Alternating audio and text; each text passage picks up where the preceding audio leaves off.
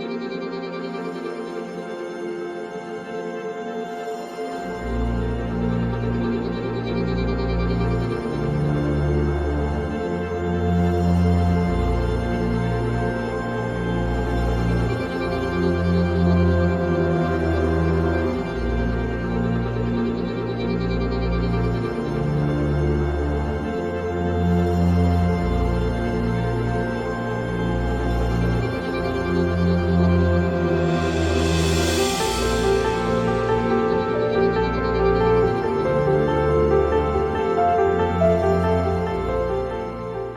bienvenue à la troisième capsule qui va porter sur la communication dans le TSA.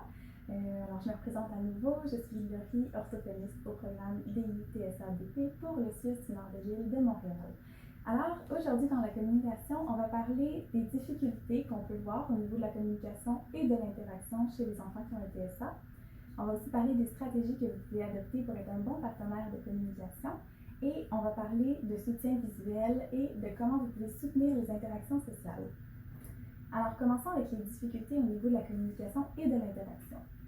Les personnes qui ont un TSA vont souvent présenter des difficultés langagières. Donc ça peut se présenter d'abord comme un trouble développemental du langage. Donc ça peut être une difficulté qui est significative et persistante pour acquérir le langage. Donc c'est de façon très globale des difficultés à comprendre et à s'exprimer. Ça peut également être un trouble du développement des sons de la parole, qui est un très long mot pour dire des difficultés de prononciation ou d'articulation. Alors ça peut avoir un impact sur la facilité qu'a l'enfant à se faire comprendre quand il essaye de s'exprimer.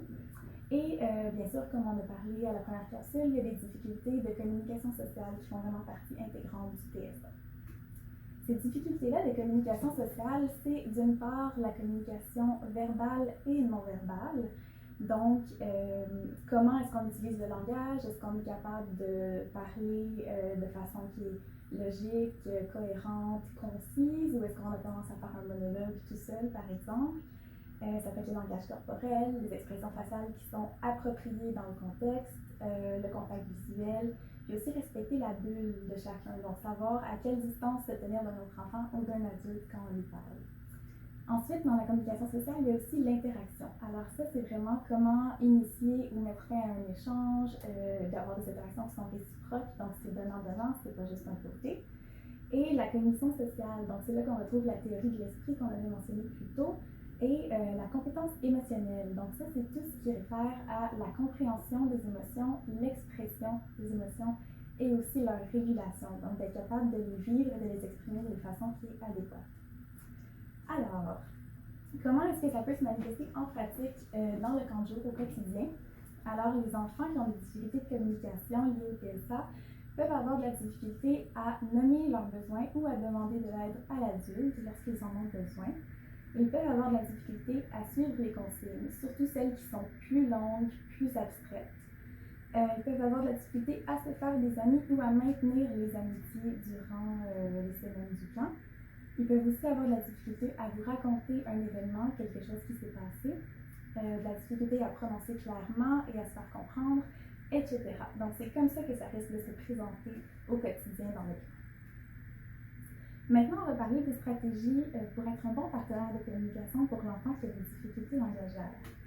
Alors, il y a certaines stratégies et attitudes de base à privilégier. Donc, quand on parle à l'enfant, on essaie vraiment d'être disponible et de maximiser les chances qu'ils nous écoutent et qu'ils nous comprennent. Alors ça veut dire souvent se mettre à la hauteur de l'enfant, donc pas lui parler de haut, par exemple, pendant qu'il est assis, et sans nécessairement forcer le contact visuel, parce que c'est quelque chose qui n'est pas toujours naturel chez les personnes qui ont un TSA, juste de s'assurer d'être dans son champ visuel, alors qu'il puisse nous voir, qu'il puisse nous porter attention.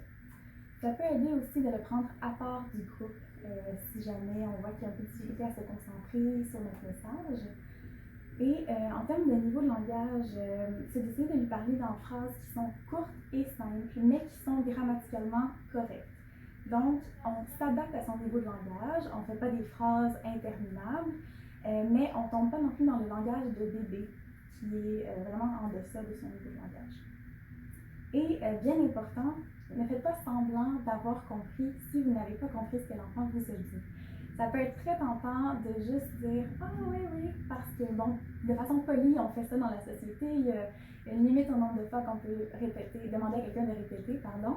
Mais en fait, on ne rend pas service à l'enfant quand on fait ça, puis les chances sont grandes qu'il se rende compte qu'on ne l'a pas bien compris parce qu'on n'a pas répondu de façon adéquate à ce qu'il nous a dit. Alors, prenez le temps avec l'enfant d'essayer de bien comprendre son message ou de lui dire quand vous n'avez pas compris simplement.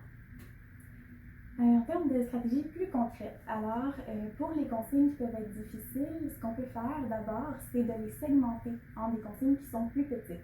Donc, on prend une grosse consigne et on la divise par étapes. Ça va vraiment faciliter la compréhension pour l'enfant. Ensuite, on peut toujours répéter la consigne ou la question après avoir laissé un certain temps à l'enfant pour traiter l'information. Donc, si on lui a laissé un temps, on se rend compte qu'il n'a toujours pas l'air d'avoir saisi ou peut-être qu'il a besoin d'un petit rappel, on peut répéter la consigne sans problème. Et on peut la simplifier aussi si on se rend compte que peut-être qu'on a donné quelque chose d'un peu trop complexe pour l'enfant. Ensuite, on peut offrir un choix de réponse à l'enfant pour l'aider à s'exprimer. Donc, par exemple, quand on pose une question à l'enfant, on va faire un exemple, si c'est le temps de choisir une activité et on lui demande « Tu veux faire quoi ?» ou on lui demande « Qu'est-ce que tu veux faire? Jouer au ballon ou faire du bricolage? » Dans le deuxième cas, c'est beaucoup plus facile pour l'enfant de nommer la réponse si c'est un enfant qui a de la difficulté à répondre lorsqu'il va lui poser des questions. On peut également reformuler ce qu'a dit l'enfant quand, par exemple, il y a eu une erreur de prononciation ou il y a de la difficulté à faire une phrase, en insistant avec notre voix sur la partie qui a été erronée ou oubliée. Donc, par exemple, si vous avez un enfant qui vient vous dire « Ça, c'est mon ferré », vous lui dites « Ah oui, c'est ton préféré ». Donc, en faisant ça, on lui donne le bon modèle, mais en plus, on félicite son effort de communication parce qu'on lui montre qu'on a compris et qu'on est intéressé par ce qu'il a essayé de nous communiquer. Alors, la reformulation, c'est une très bonne stratégie avec les enfants qui ont des difficultés. Ensuite, on peut offrir des soutiens visuels aux besoins, ce qu'on va détailler dans quelques secondes. Et c'est toujours important de bien féliciter les efforts de communication. Alors, vous n'avez pas besoin d'être tout le temps en mode orthophoniste, de tout le temps essayer de faire de l'intervention, de corriger le langage, mais vraiment de féliciter le jeune quand il essaye de communiquer parce que ça demande des efforts. Donc, même si la forme n'est pas toujours parfaite, on félicite les efforts. On va parler maintenant des soutiens visuels rapidement. Alors, pourquoi est-ce qu'on parle de soutien visuel pour aider la communication? C'est parce que souvent, les personnes qui ont un TSA vont présenter une force relative au niveau du traitement visuel de l'information. Alors, quand on ajoute un soutien visuel, ce qu'on fait, c'est qu'on ajoute de l'information supplémentaire qui va aider l'enfant à bien traiter votre message verbal.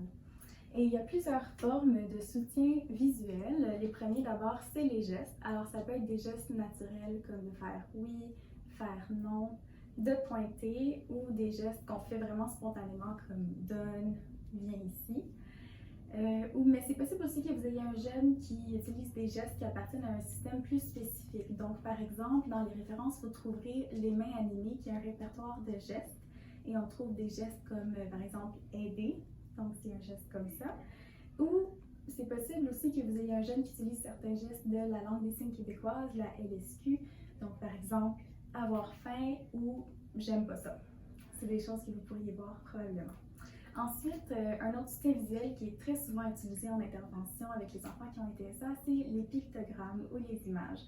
Alors, c'est vraiment des images qui vont représenter un objet, une action, un endroit et qui servent simplement de soutien visuel pour l'enfant pour bien comprendre ce qu'on attend de lui, ou même l'enfant peut l'utiliser pour faire une demande en prenant le pictogramme et en vous l'apportant lorsqu'il veut ce qui est représenté par le pictogramme, dépendamment du niveau langagé de l'enfant.